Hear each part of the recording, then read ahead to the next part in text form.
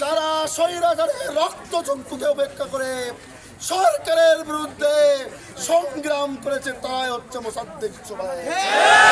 সুতরাং তাদের উপর ন্যাক্কারজনক হামলা করে ছাত্রদল প্রমাণ করেছে তারা ছাত্রলীগ হয়ে উঠতে চায়। মোসাদ্দেক এবং জুবায়ের উপর কারা হামলা করেছে আমরা জানি।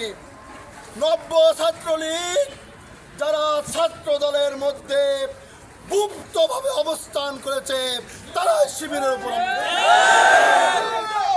আমরা স্পষ্ট করে বলে দিতে চাই, জগন্নাথ বিশ্ববিদ্যালয় কেন্দ্রীয় শিক্ষার্থী সংসদ সব সময় অন্যায়ের বিরুদ্ধে থাকবে ইনশাআল্লাহ।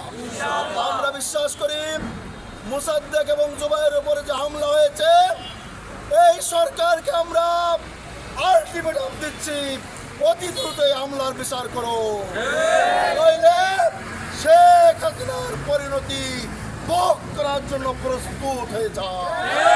সংগ্রামী উপস্থিতি এ পর্যায়ে আপনার